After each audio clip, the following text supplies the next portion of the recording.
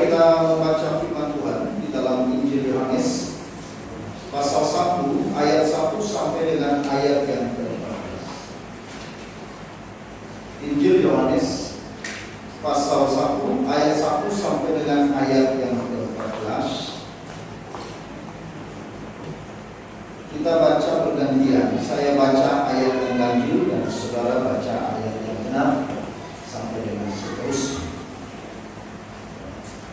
Demikian sabda Tuhan. Pada mulanya adalah firman.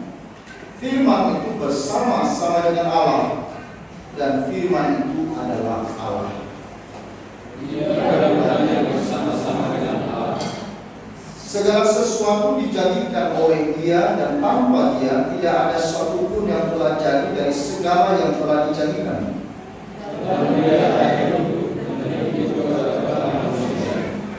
Terang itu bercahaya di dalam kegelapan, dan kegelapan itu tidak menguasainya.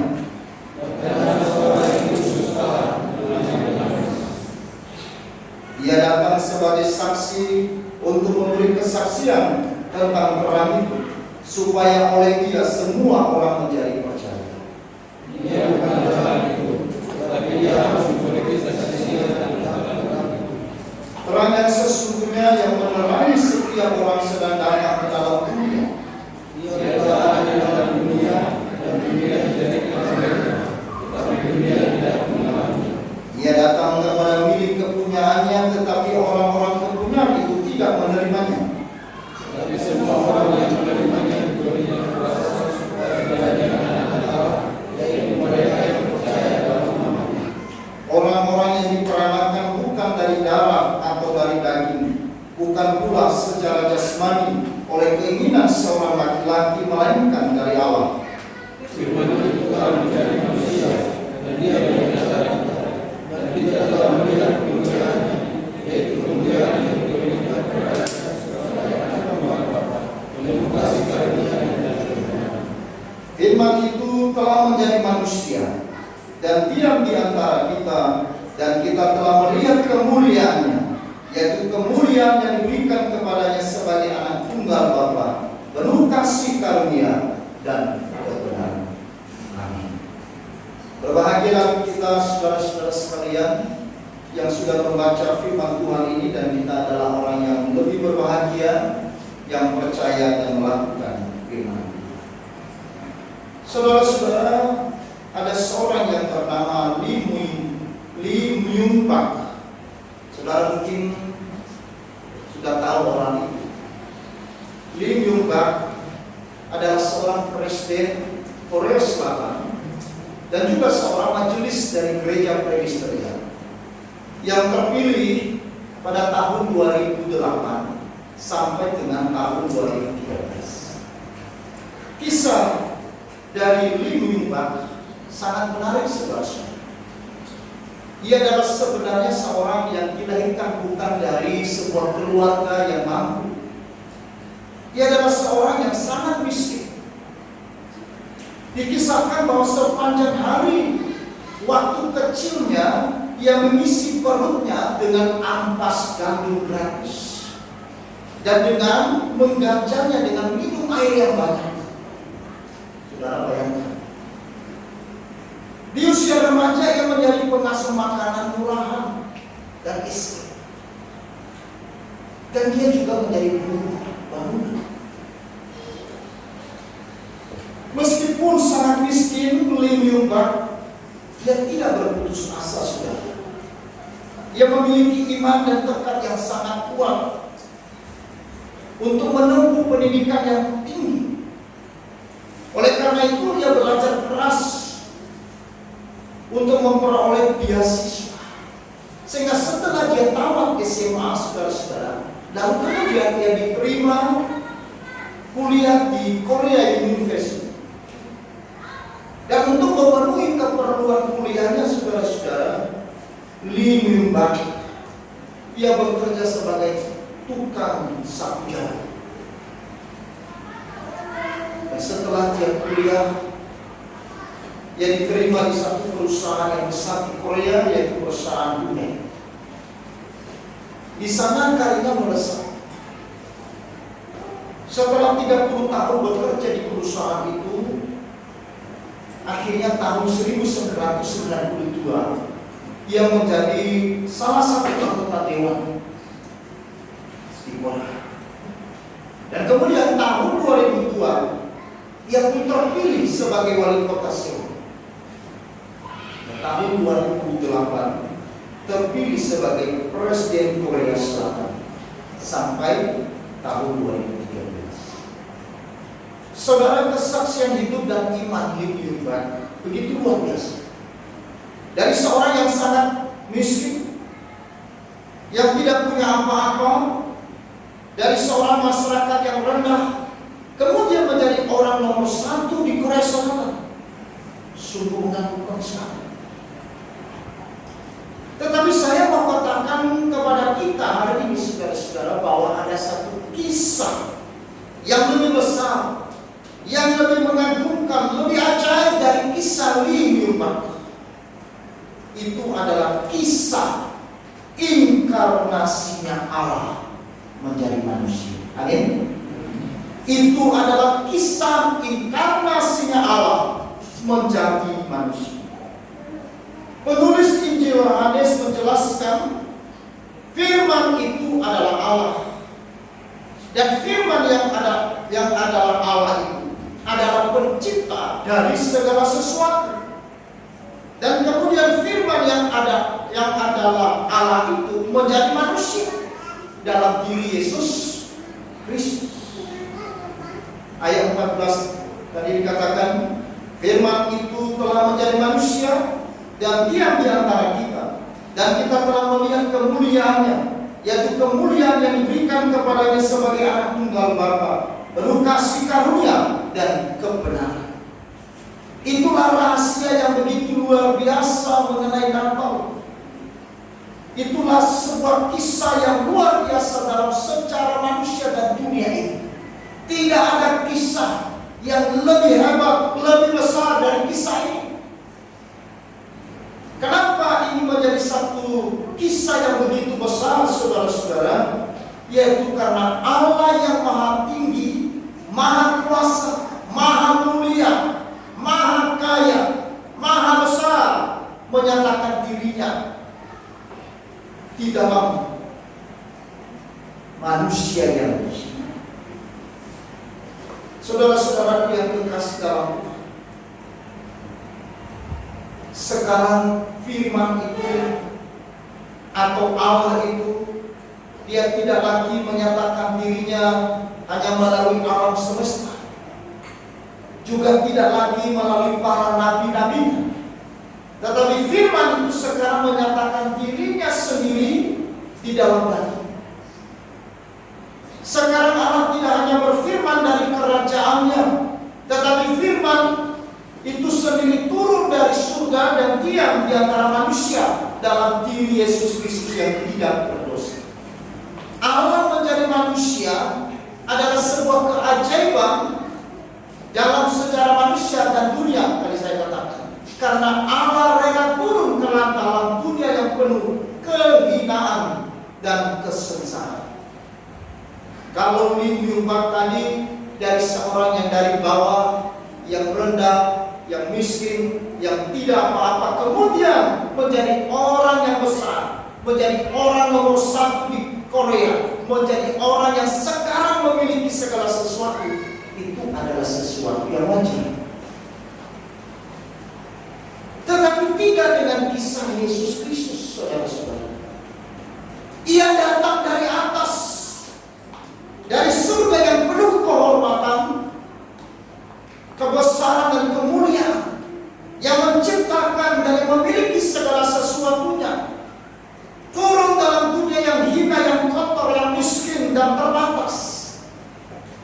Pertanyaannya adalah, mengapa Allah rela melakukan semuanya?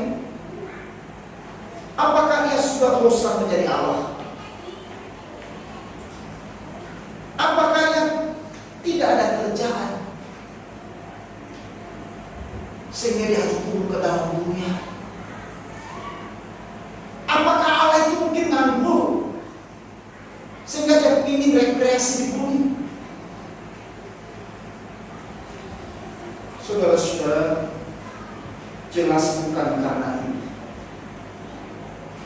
Ia menjadi manusia.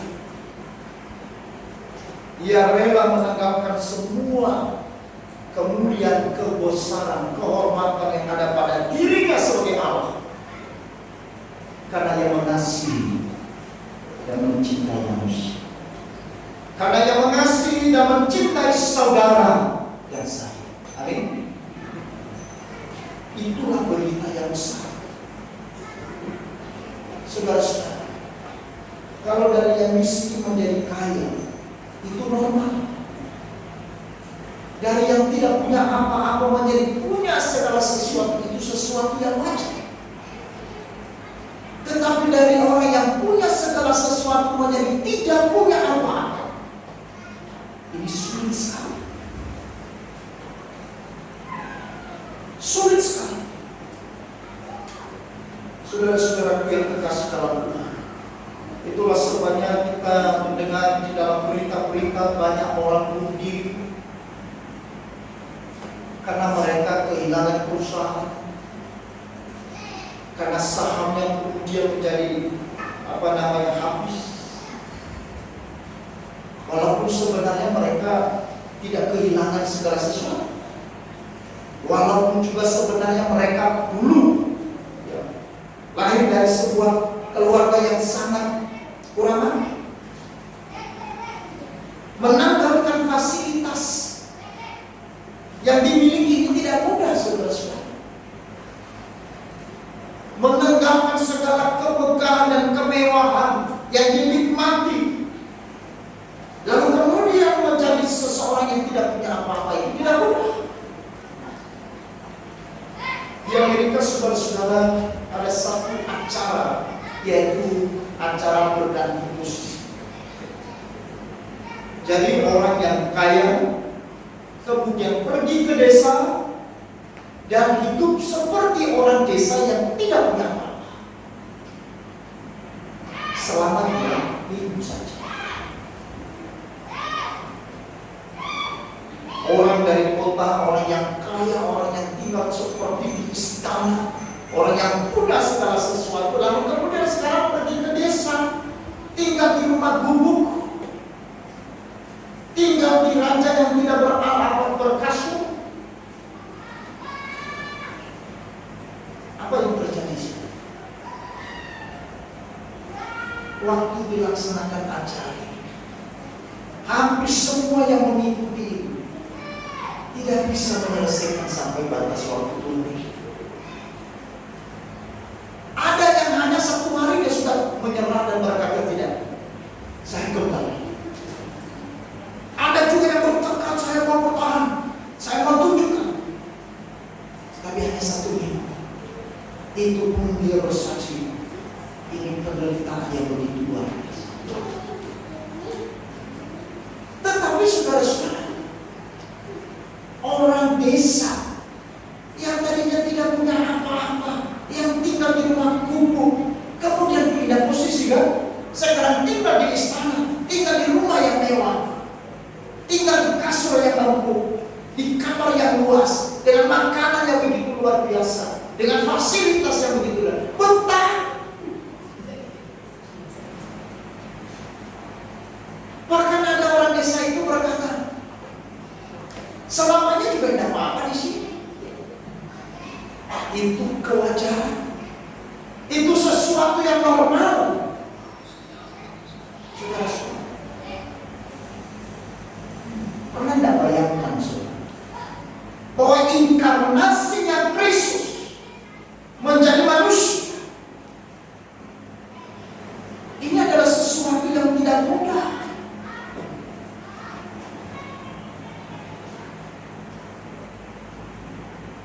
Ia harus menanggalkan segala kemuliaan dan kebesaran kehormatan itu, menjadi manusia, dan di dalam keadaan sebagai manusia dikatakan di dalam Filipi pasal 2 ayat 6 dan 8, yang menjadi manusia dan menjadi hamba, bahkan sampai mati di atas kayu salib. Menjadi manusia, menjadi hamba, manusia yang lebih hina dari manusia. Maka inkarnasi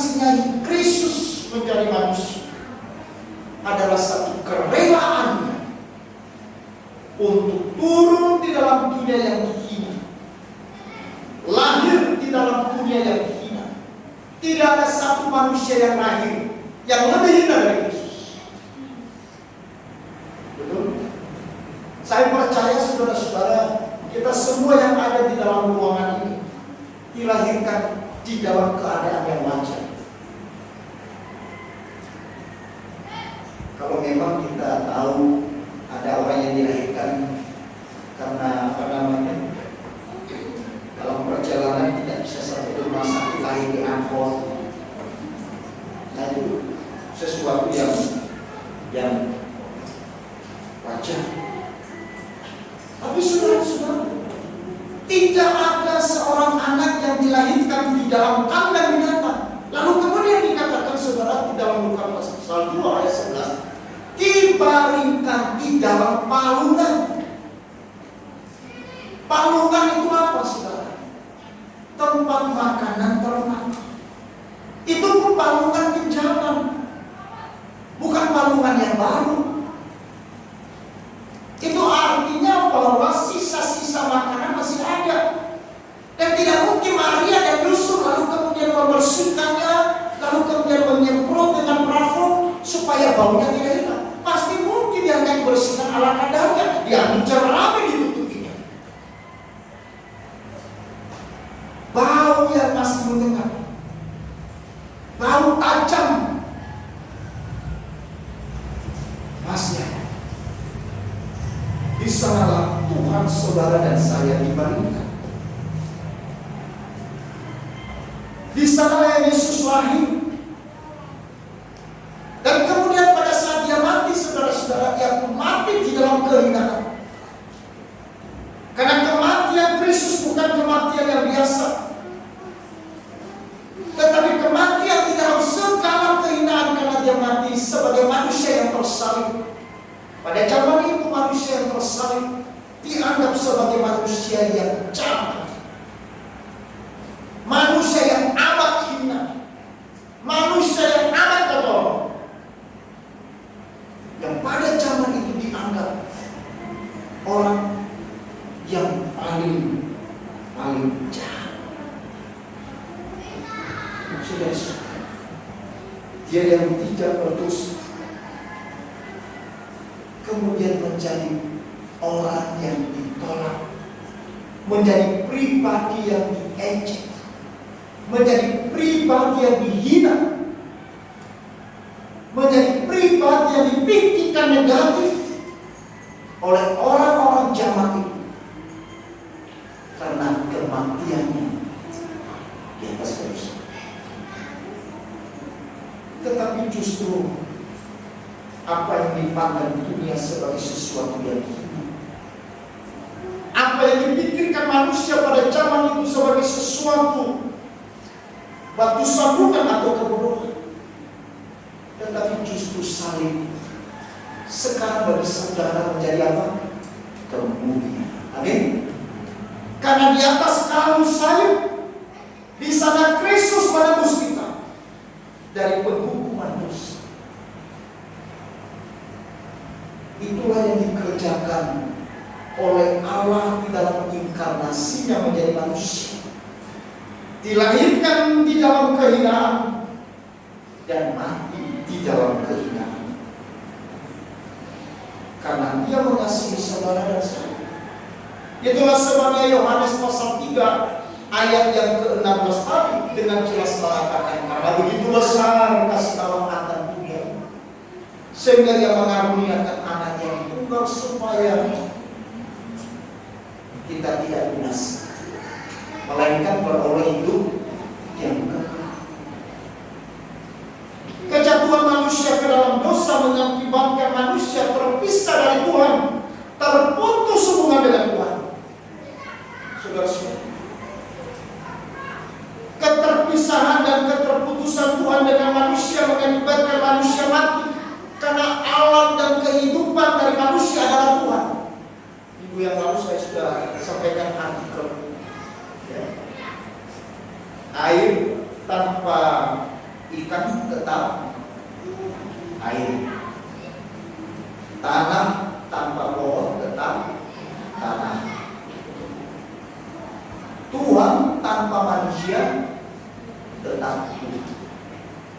Tapi manusia tanpa Tuhan pasti mati. Ikan tanpa air pasti mati. Pohon dicabut dari tanah pasti mati. Manusia terpisah dari Tuhan, manusia terputus hubungannya dengan Tuhan, pasti apa? Mati. Itulah sebabnya ketika Adam dan Hawa jatuh ke dalam dosa di Taman Eden, lalu kemudian dalam pasal ketiga dikatakan Tuhan mengusir mereka dari Taman Eden. Sejak itu saudara-saudara, manusia ada di dalam satu akibat besar, yaitu namanya kematian dan juga kegelapan. Manusia tidak saja mati, tetapi manusia juga tinggal di dalam kegelapan, sehingga manusia itu menjadi buta secara rohani. Manusia tidak bisa berdaya, manusia tidak tahu jalan menuju kepada Allah, karena manusia sudah terpisah. Manusia sudah tinggal di dalam kegelapan. Nah, saudara-saudara yang dikasihi oleh Tuhan, maka Yohanes menyatakan bahwa obat dari kematian itu dan dari kegelapan yang mengakibatkan manusia di dalamnya menjadi buta, itu adalah Kristus Yesus. Dalam ayat yang keempat dan ayat yang kelima, mari kita baca saudara-saudara. 1, 2, 3. Dalam Dia ada hidup, dan hidup itu adalah terang manusia. Terang itu bercahaya di dalam kegelapan, dan kegelapan itu tidak menguasai. Masalah manusia ada di dalam dua hal: kematian dan kegelapan. Kenapa dikatakan Yesus adalah obat dari dua hal, yaitu kematian dan kegelapan? Karena di sini dikatakan Kristus adalah sumber dari hidup, dan Kristus sendiri yang adalah firman itu sumber dari terang. Saudara, Efesus pasal 2 ayat 1 mengatakan kita telah mati karena dosa dan pelanggaran. Tetapi ayat 4 dan 5 dikatakan apa? Tetapi Allah yang kaya dan dengan rahmat, oleh kasih-Nya yang besar yang telah dilimpahkannya kepada kita, telah menghidupkan kita bersama-sama dengan Kristus yang menjadi manusia. Di dalam Dia menjadi manusia, tadi saya katakan Dia lahir dan kemudian Dia mati di atas kayu salib. Inkarnasinya Kristus menjadi manusia untuk membebaskan manusia dari tuntutan keadilan Allah. Tuntutan Allah terhadap dosa itu mati. Maka dengan Kristus menjadi manusia, Dia mengerjakan dengan setia, dengan penuh kasih, dari sejak lahir sampai kemudian Dia mati di atas kayu salib dan bangkit dan naik ke surga, sehingga manusia kembali boleh beroleh hidup.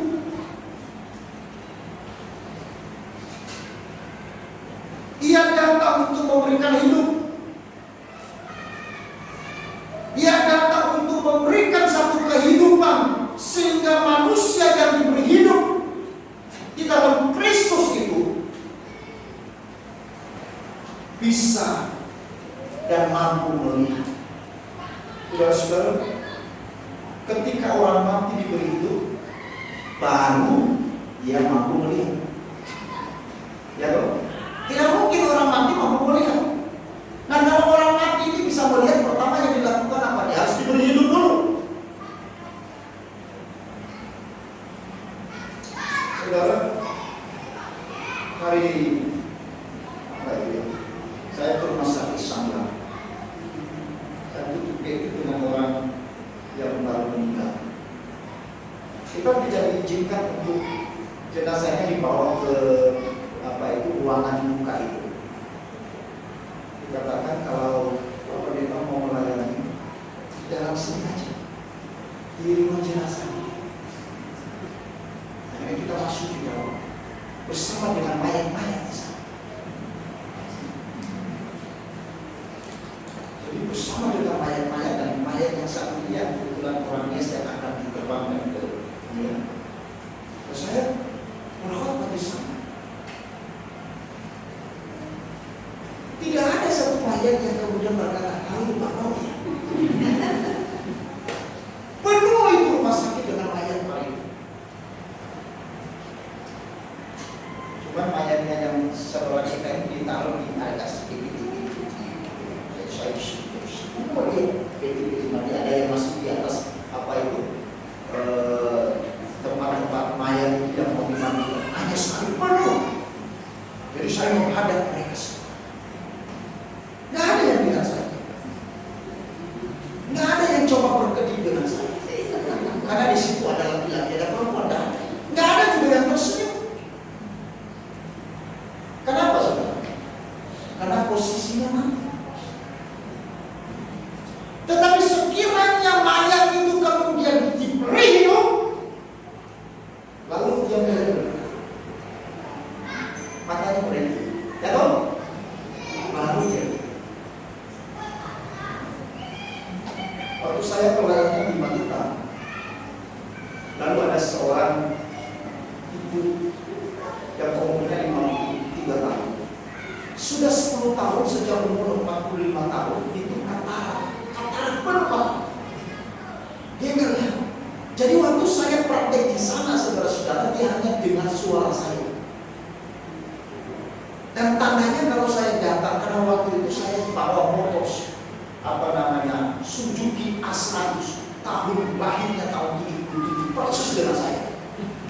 Suaranya itu 5 kilo sudah terdengar, karena seperti suara helikopter. Suzuki. Nah dia tahu. Karena ini rumahnya masuk gang, jadi kalau saya sudah masuk gang, dia sudah ngomong, "Pak Doi datang, Pak Doi datang." Karena dia dengar suara motor. Tapi dia tidak pernah lihat wajah saya. Maka pada saat itu saudara-saudara ada satu rumah sakit Indra Pula di Surabaya, yaitu rumah sakit mata, memberikan kesempatan dengan gratis untuk mereka yang bisa dioperasi katarak. Nah, pendeta Daniel Sutrisno itu menyampaikan kepada saya, "Pak Doi, kan ada itu jemaat kita yang penyakit katarak. Gimana kamu bisa bawa di Surabaya? Gratis." "Bisa Pak." Akhirnya saya datang ke keluarga saya, menceritakan ada berita baik. Gimana kalau rumah ini kita bawa ke rumah sakit di Surabaya untuk operasi katarak. Karena kataraknya 2. Akhirnya keluarganya senang. Kalau gratis boleh Pak. Akhirnya kita sewa aja mobil. Kita berangkat sampai ke Surabaya. Masuk. Setengah jam itu saudara sudah selesai. Waktu keluar dari rumah sakit, makanya ditutup Pak. Kami katakan, "Pak, tidak boleh dibuka sampai 1 hari." Baik. Lalu kita pulang ke Magetan, saudara-saudara. Lalu besoknya, besoknya saya datang lagi karena ini saatnya buka. Ternyata saudara-saudara, sebelum saya datang jam 9 pagi itu korbannya sudah dibuka. Kata anaknya, waktu dibuka dia kaget sekali karena waktu itu dia lihat, senang. Sekarang dia duduk di depan kita dan di kamar. Maka waktu saya datang, saudara-saudara, dia bilang, "Pak Doi sudah datang," karena suara motor. Tapi begitu saya turun, dia bilang, "Wow, ini Pak Doi itu. Selama ini saya hanya dengar suaranya, ternyata orangnya kayak gini ya." "Oma sudah lihat saya?" "Iya." "Wah." Kenapa? Karena kataraknya sudah dibersihkan. Saudara lihat di sini urutannya. Dalam dia ada hidup, dan hidup itu adalah terang manusia. Terang itu bercahaya di dalam kegelapan, dan kegelapan tidak menguasai. Pertama yang dilakukan adalah Kristus memberi hidup kepada manusia. manusia yang baik. Supaya apa? Supaya manusia yang buta, yang dikuasai oleh kegelapan. Nah, saudara-saudara perhatikan di sini ayat yang kelima itu, yaitu ada satu kata yang disebut kegelapan. Kegelapan di sini ini bukan suatu situasi kegelapan biasa seperti kegelapan malam atau sebuah suasana yang gelap ketika padamnya lampu listrik. Tetapi kegelapan ini berasal dari kata Yunani yaitu skotos, yang berarti kegelapan yang bersifat jahat, kegelapan yang membawa kematian. Yang bekerja di balik kegelapan itu adalah kuasa dosa, kuasa maut, dan kuasa iblis. Maka waktu manusia jatuh ke dalam dosa, maka manusia tidak saja mati, tetapi manusia itu apa? Dikuasai oleh skotos, dikuasai oleh kegelapan yang jahat ini, kegelapan yang mematikan ini, kegelapan yang membutakan manusia sehingga tidak bisa mengenal, tidak bisa mengenal kebenaran, tidak mengerti jalan. Makanya seluruh dunia, seluruh agama, seluruh kepercayaan di dalam apapun, mereka hanya mampu berkata, Tuhan, tunjukkan jalan yang lurus. Mudah-mudahan dapat jalan, mudah-mudahan bisa masuk surga, mudah-mudahan ketemu keselamatan. Kenapa saudara-saudara? Karena mereka belum melihat sumber dari terang. Yang kedua, karena mereka belum dihidupkan. Orang yang belum dihidupkan, orang yang belum dilahir barukan, tidak mungkin bisa mengenal Yesus sebagai Tuhan dan Juru Selamat. Amin. Maka kalau saudara dan saya hari ini bisa mengatakan Yesus adalah Tuhan dan Juru Selamat, karena engkau telah dilahirkan baru terlebih dahulu. Tanpa kelahiran baru terlebih dahulu, tidak mungkin saudara dan saya percaya. Tidak mungkin saudara dan saya bisa mengenal Dia. Kelahiran baru itu memberi hidup. Hidup itu yang kemudian membuka mata kita sehingga kita bisa melihat apa? Kebenaran. Melihat Kristus dalam hidup. Saudara-saudara, manusia yang dikuasai oleh kegelapan tadi, ingkar terpisah dari Tuhan, ingkar di tempat yang tidak ada arah, ingkar di tempat yang tidak jelas. Hal ini menimbulkan keraguan dan kekacauan. Ingkar di tempat keputusasaan, tidak ada pengharapan.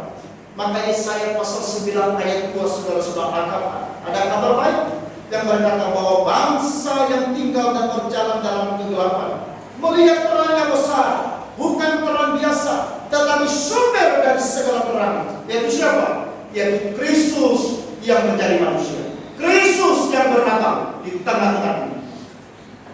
Maka waktu saudara dan saya memperingati nama, saudara harus mengerti esensi dan makna. Banyak orang salah merayakan dan mendefinisikan tentang esensi dan nama. Saudara-saudara, dalam sebuah hasil survei tentang apa arti Natal, lalu kemudian disurvei, hasilnya apa saudara-saudara? Ada yang berkata Natal adalah hari libur, Natal itu adalah hari makan-makan. Ya, makanya di grup saya itu saudara-saudara setiap hari gambar babi, ya, ada video babi, ya kan? Kenapa? Oh, ini pasti dibuat. Kalau di kampung saya itu kalau Natal pasti dibuat. Natal dan tahun baru itu pasti banyak babi yang dibuat. Tapi sekarang sudah tidak ada babi, ya kan? Nah, saudara, hari libur kemudian dikatakan apa? Hari bonus. Ya, hari bonus. Ada THR. Makanya orang Kristen tunggu-tunggu Natal karena THR, bukan karena perlu menyambut Kristus. Kapan Natal? Kenapa? THR. Kok lama sekali Natal? Alasannya apa? THR. Bonus. Kemudian saudara, ada juga yang mengartikan Natal itu apa? Natal dikatakan adalah hari jalan-jalan. Hari jalan-jalan. Makanya sekarang banyak orang yang protes peraturan gubernur Bali yang sekarang mulai tanggal 18 kemarin sampai tanggal 5 Januari itu peraturannya begitu ketat. Masuk ke Bali harus ada swab, ada rapid test antigen harus. Sehingga banyak yang cancel, saudara-saudara. Biayanya besar. Maka pariwisata Bali protes kepada gubernur, cabut itu. Karena Bali itu, saudara-saudara, katakan ya, itu Natal dan tahun baru itu puncak dari apa? Dari uang masuk, perputaran uang di Bali begitu luar biasa.